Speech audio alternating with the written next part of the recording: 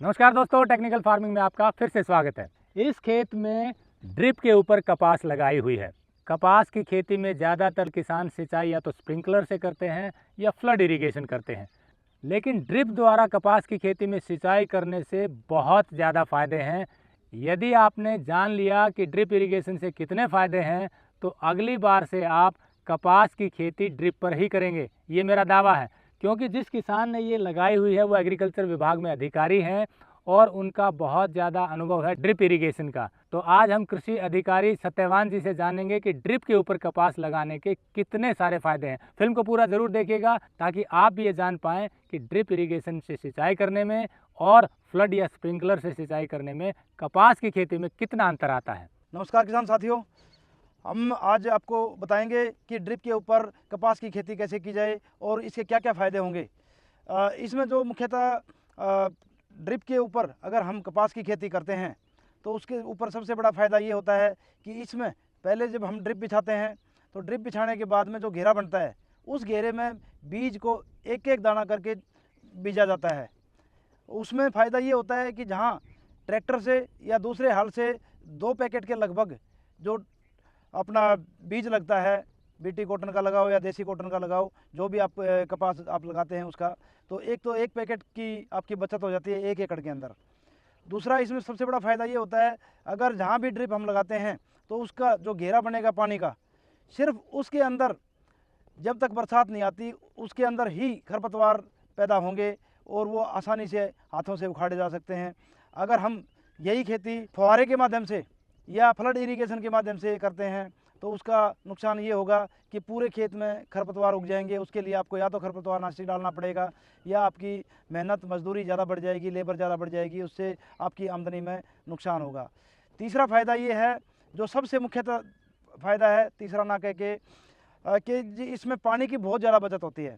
लगभग 20% के आसपास पानी इसमें पूरे सीजन में कपास की खेती तैयार हो जाती है।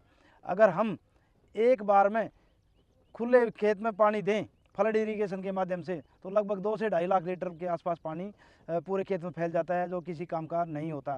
क्योंकि फसल को या कपास को लगाओ तो सिर्फ और सिर्फ मॉइस्चर चाहिए होता है, नमी चाहिए होती है, ना कि ज़्यादा पानी की मात्रा चाहिए होती है।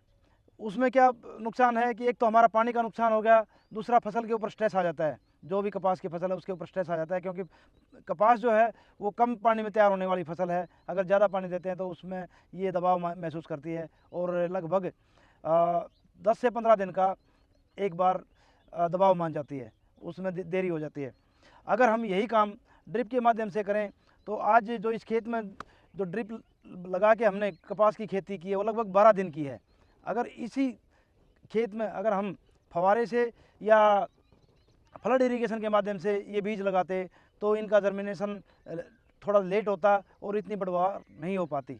लगभग 15 दिन से 1 महीना एडवांस में हमारी फसल तैयार हो जाती है ड्रिप के माध्यम से। इसके अलावा अगर बात करें दूसरे इनपुट की जो खेती में डाले जाते हैं, अगर रासायनिक खादों का प्रयोग करते हैं तो भी इस में लगभग 1/4 से भी कम हिस्सा रासायनिक खादों का प्रयोग में होता है। उसका कारण ये है, जो भी घेरा बनता है या पौधा जहाँ पे होता है हमें सिर्फ वहाँ पे फर्टिलाइज़र की एप्लीकेशन की ज़रूरत पड़ती है। और दूसरे हम पारंपरिक तरीके से अगर कपास की खेती करते हैं तो उसके अंदर पूरे खेत में छिट्टे से या तो डीएपी या यूरिया या जो दूसरे रासायनिक खाद हैं वो डालने पड़ते हैं, जो किसान की आय में एक कटौती करते हैं। इसके माध्यम से हम लिक्विड नाइट्रोजन या लिक्विड फास्फोरस भी दे सकते हैं, जो कि बहुत कम मात्रा में लगती है। इसका फ़ायदा एक तो आपकी जो जेब पे है उस पर होगा, दूसरा फ़ायदा ज़मीन जो है वो जहरीली होने से बच जाएगी, क्योंकि जिस एरिया में पौधा लगा हुआ है सिर्फ उस एरिया में अगर हम खाद दें तो पूरी ज़मीन जहरीली नहीं होगी और जहरीली खादों का प्रयोग कम से कम हो जाएगा। तीसरा फ़ायदा इससे एक ड्रिप का फ़ायदा ये होगा कि अगर हमें जड़ वाले कीड़ों की या फिर रस चूसक कीटों की कोई दवाई देनी है तो हम इस प्रणाली के द्वारा वेंचुरी लगा के या फर्टिलाइज़र टैंक के अंदर कीटनाशक दवाइयों का घोल डाल के उसको हम इस जड़ के माध्यम से दे सकते हैं, जिससे कि वातावरण दूषित नहीं होगा, एक तो ज़्यादा मात्रा नहीं लगेगी और सिर्फ पौधे को ही लगे दवाई डालनी पड़ेगी, इधर उधर दवाई पूरे खेत में नहीं डालनी पड़ेगी। उससे भी पर्यावरण का और हमारी सेहत का नुकसान नहीं होगा। इसके बाद में अगर मैं प्रोडक्शन की बात करूं तो प्रोडक्शन इसके ऊपर लगभग 5 से 7 मन के आसपास, लगभग 5 से 7 मन के आसपास पैदावार जो है वो अतिरिक्त होती है, क्योंकि पौधे को सारी खुराक समय पर मिलती है, पानी समय पर मिलता है, और जितना पानी चाहिए होता है उतना ही पानी मिलता है। और इसकी अगर बात करें टोटल सारे खेत, बीज से लेके आखिर में जब फसल पकेगी बीज तक आएगी, उस तक की बात करें तो बहुत सारे खर्चे ऐसे हैं जिसमें अगर हम पारंपरिक तरीके से खेती करते हैं कपास की, तो उसके अंदर कम से कम शुरुआत में 2 वाहन जो 2 जुताई करनी पड़ती हैं, उसका खर्चा लगभग 2000 रुपये के आसपास हो जाता है। एक तो वो खर्चा बच जाता है। जैसे आप कैलकुलेशन करते जाएं, 2000 रुपये के आसपास के आपके 2 बोआई, 2 जुताई बच गई आपकी। आप सीधे खेत में गेहूँ निकाल के गेहूँ काटने के बाद में सीधा बिछा सकते हैं। जो घेरा बने उसमें कपास का बीज आपको हाथों से चोबना है। जो दूसरा फ़ायदा इससे ये होगा कि अगर हम मशीन से या ट्रैक्टर से इसकी बिजाई करवाते हैं तो वो भी लगभग 1000 रुपये के आसपास का खर्चा 1 एकड़ का हो जाता है। अगर ट्रैक्टर से ना करवा के हम इसको हाथों से चोबते हैं तो बड़ा आसान सा ही काम है, बहुत ज़्यादा मुश्किल काम नहीं है। 2 आदमी आधे दिन में 1 एकड़ की कपास आराम से लगा सकते हैं।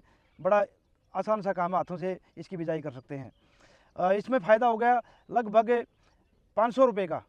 और उसके अलावा अगर तीसरी बात आते हैं पानी की, तो पानी की बहुत सारी बचत हो जाती है। उसमें आपका डीजल इंजन जो पंप चल रहा है या इलेक्ट्रिक मोटर चल रही है, उसके अंदर आप एक तो 2.5 लाख लीटर पानी दे रहे हैं, एक उसका लगभग 10वां हिस्सा पानी एक बार में आप देंगे तो उससे काम चल जाएगा। उससे आपकी पानी की बचत हो जाएगी। डीजल का जो खर्चा लग रहा है लगभग वो भी 1000 रुपये के आसपास का, आपका पूरा दिन जो पानी चलता रहेगा उसकी आपकी बचत हो जाएगी।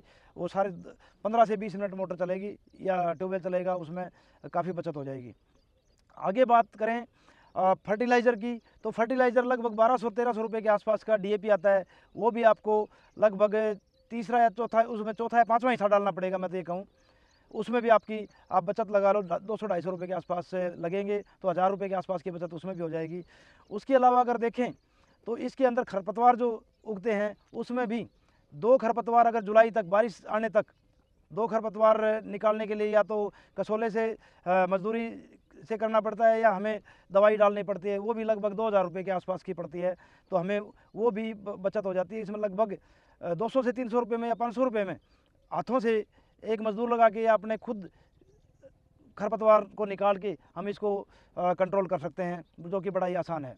इसके अलावा दवाई जो हम बाहर डालते हैं पूरे खेत में डालनी पड़ती है, उसमें भी आपका लगभग 20% दवाई खर्च होती है और उसका खर्चा भी आपका बच जाता है।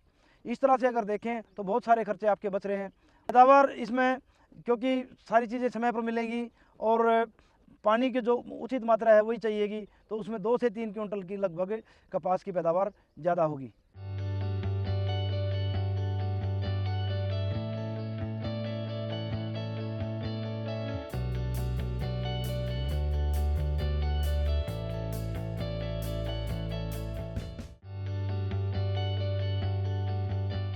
कपास की खेती बड़ी आसान है। अगर आपके खेत में पहले से ड्रिप इंस्टॉल है तो आप जो पुरानी आपकी फसल थी उसमें से ड्रिप को निकाल के इस खेत में बिछा दीजिए जहां आपको कपास लगानी है, या फिर अगर आपको नया सिस्टम लगवाना है, ड्रिप प्रणाली लगवानी है, तो आप अपने खेत में लगवा लीजिए। उसके बाद में इसमें लगभग 4 फीट के आसपास का लाइन से लाइन की जो दूरी है वो 4 फुट की आइडियल मानी जाती है। इसके अलावा पौधे से पौधे की दूरी लगभग 2 फुट के आसपास होनी चाहिए। सबसे पहले हम खेत की तैयारी करेंगे, उसके बाद में ड्रिप बिछाएंगे। ड्रिप बिछाने के बाद में जब घेरे बन जाएंगे पानी के, उन घेरों के अंदर अपने को बीज लगाना है, ताकि बाद में भी उन्हीं घेरों में पानी आता रहेगा और पानी की पूर्ति होती रहेगी। इस तरह से अगर केमिकल फर्टिलाइज़र देना चाहते हैं तो उसके लिए केमिकल फर्टिलाइज़र का टैंक या वेंचुरी इस प्रणाली के साथ आती है। आप उसके माध्यम से खाद या दवाइयाँ दे सकते हैं। घेरे में अपने को जो भी घेरा बनेगा उसी के अंदर आपको बीज लगाना होगा।